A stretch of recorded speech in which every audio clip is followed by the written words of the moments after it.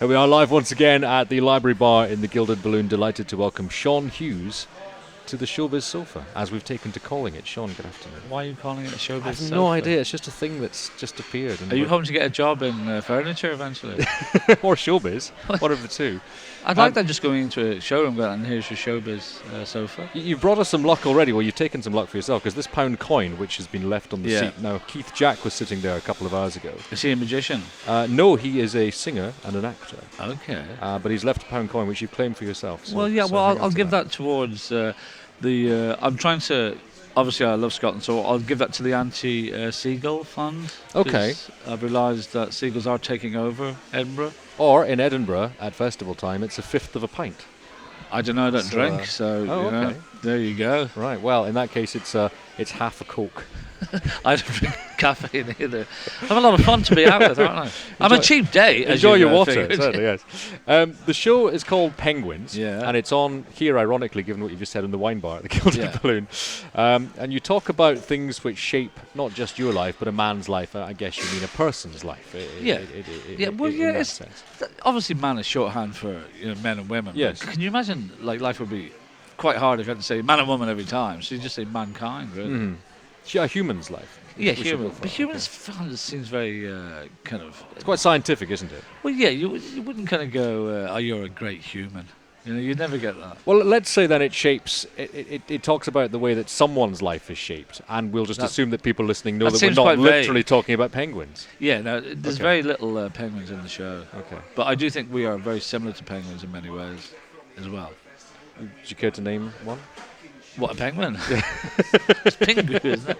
No, but it's just when you're 4, when you're sent to school, pretty much against your will. I think that's the beginning for us of March the Penguins as well. We're pretty much like migrating penguins. When you're 4, you're just all of the 4-year-olds against their will are just pretty much pushed out of their house. And you see kids now, they're just waddling along the street. They all look like penguins, pretty much been told to go away everywhere they go, And then you get home after a whole day of being told to go away, and then your parents go outside. So I think we're very similar to penguins as children. Yeah. But leaving that specific similarity to penguins aside, do you think that the experience of school is the first real experience that shapes how a person's going to be in their life? Well, it should be, but it absolutely isn't, because I had 16 years of education and you learn nothing about life. And I'm not one of those people, you get those people who when they don't go to university, go, I went to the school of hard knocks. And that's nonsense as well. But it's like school doesn't prepare you for anything, really. Did you find it did with you? I was speaking to a friend about this the other day, because we've got a school reunion coming up. Okay. Which I'm actually not going to go to. I went to the last one 10 years ago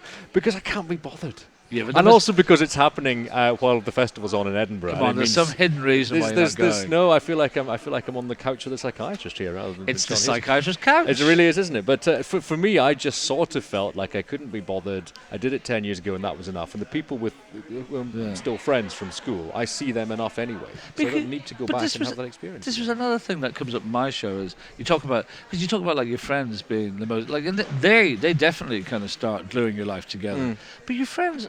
You sometimes in life, and not when you're a child, but you meet soulmates when you're an adult, and you end up being with them. Your friends when you're a kid, they're pretty much just the guys who live near you. Yes. It's nothing to do with, we got so much in common. It is. It's a function of administration and geography, really, very isn't much. It, and that's a bit weird, really, because so I think, basically, you don't meet anyone in the first 15 years of your life that has any consequence on the latter part, except for the blood relatives, obviously. Yeah. Well, I think maybe you do meet people at school that you can have that connection with, but it's simply coincidence. It's unlikely. And you're lucky. But it's kind of. But one of the big things that I love in this show is because I think we pretty much what age are you? I'm 40. Ooh, it's still hard to say it. But we live in. How old are you?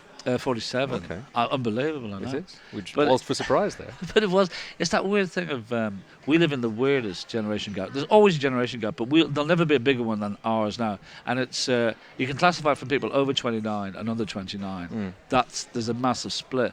And the main reason is people under 29 are computer literate.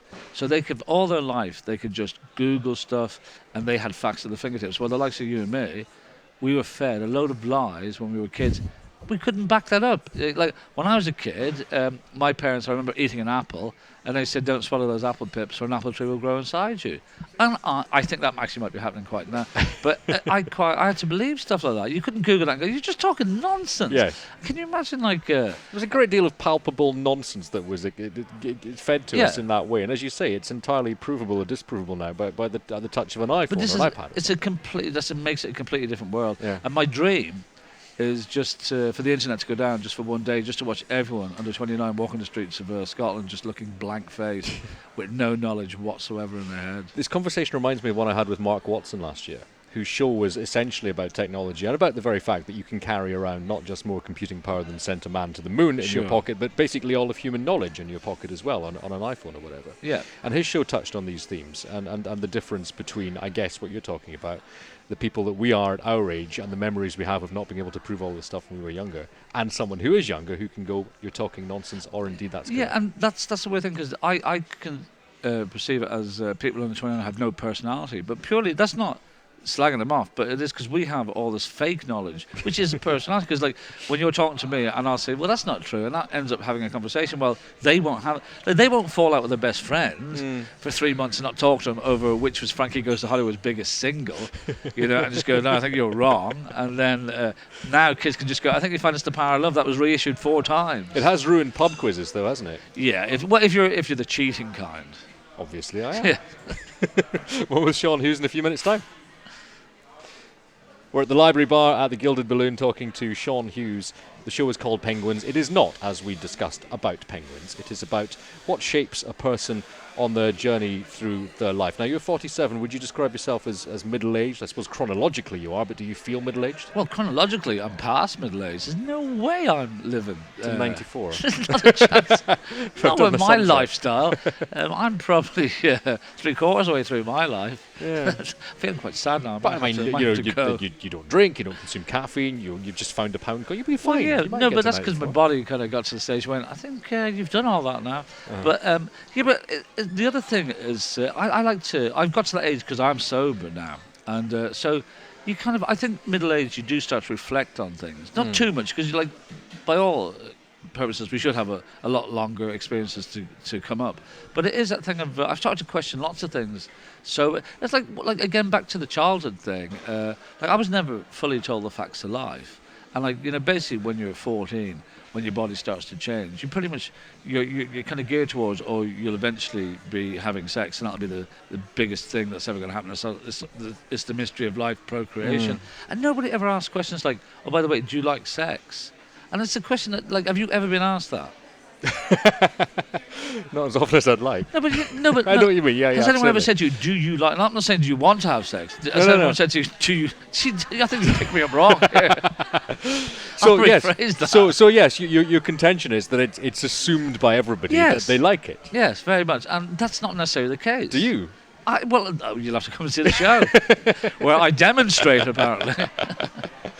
But it is. But I definitely question those things rather than because I liken sex to olives. Like the first time you have an olive, you're not really sure if you like it or not, but you're told it's a delicacy. And then even after the 10th time you have an olive, you're still going, "I'm not sure if I like this." And I think it's the same at sex. Like nobody ever likes lose.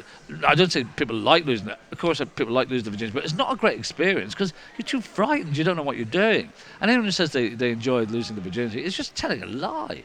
Well, it's true of many things. I mean, the first time I drove a car wasn't as much fun as other experiences that I've had driving a car subsequent to that. So it doesn't necessarily follow That's the best time. Well, it doesn't necessarily follow the first time you do something. Did you go over a cliff or something? I did crash my car within 30 minutes of passing my test. Well, but I think that's quite common as well, isn't it? Yeah, no. When they said when I passed my test, and I can only drive automatic, so I did the cheeky way. But and they said, "Yeah, you can drive now." And I said, "No, I can't." And I think everyone thinks like that, but it's ridiculous. But like I kind of I think people do enjoy driving the first time, but I guess I know what you're saying. It's every first experience. Yeah, they're not necessarily the best. No, experience. Absolutely. And in most cases, they're not the best experience. No, I agree. Yeah. So I guess in a sense, as you get better at things, you enjoy things more. And You're still talking about sex, aren't you? I'm pretty much always talking about sex. Olives. I was still on olives. Yeah. We'll code it as olives. We'll use olives as a euphemism, as a metaphor for. So you love olives? I do love olives. Yeah. All sorts of olives? Black ones, green ones. I'm good with that. How many times would you have an olive? Whenever I'm drinking wine, I would say. Okay. Sometimes after the wine. After wine? Yeah. Do you have an olive first thing in the morning? I try not to. Really? Try to save it till at least lunchtime. Okay. To be honest. So first olive will be a lunchtime olive. Yes, and I've got better at enjoying olives as time has gone on. And did you read books about olives? No, I just I made up my own experiences about olives. I felt it was better to learn as I went on. Do you sometimes have olives experimentally? Experimental olive consumption. Yeah. That should be the title of the next show, I think, really, shouldn't it, to be honest? But so do you kind of do things with olives that other people don't do with olives? Oh, I stick cocktail sticks in them and pass them around and all sorts of things. This metaphor is breaking down horribly. Again, but we both thought we were onto something here, but it just isn't working. Okay. Let's let it go. Penguins is the show. It's on here at the Wine Bar at the Gilded Balloon. When are you on then? When are you on tonight? 7:30. 7:30. What days off do you have? None. None? I don't drink, I don't take caffeine. Why should I take a day off? Get through all the olives. Yeah, well, I can have them late at night if I feel like them. How have the audiences been so far? Because you've had a few days in the run. Yeah, no, I love Edinburgh, but it is that thing of a lot of people go to shows without really knowing what they're about. So you always get a couple of baffled people in every audience, which is the Edinburgh experience, which I quite like.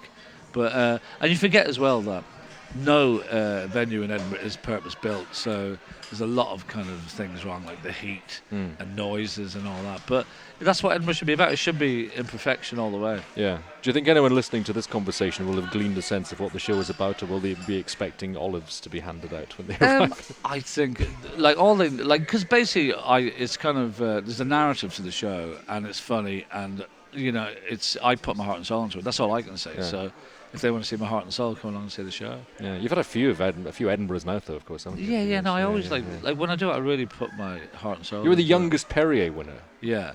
In the days when we still called it the Perrier, so that must be. We're always going to call it that. Yeah, that wasn't a rebranding that worked at all so well, was it? To be honest. But, when did you win the Perrier? I think it was 90 or 91. I'm terrible with. It's that long ago. Yeah. What changes have you sort of seen and observed in Edinburgh over those 20 years then? Well, it's that ridiculous thing that's got so much more commercial, like the huge posters and stuff. That's not what Edinburgh's about. Edinburgh should be pretty much about people trying to do a new show and then word of mouth, discovering it via that way, really. So I just think it's become a big monster now, and it probably needs to be taken down a peg or two. And you're the man to do it, I think. Two of us together. I'll get the olives in. Let's have a late night. The show is not called Olives, it's called Penguins. At the Wine Bar at the Gilded Balloon till the end of the run. Sean, always a pleasure. Thanks for joining us. Thanks for having us. Cheers.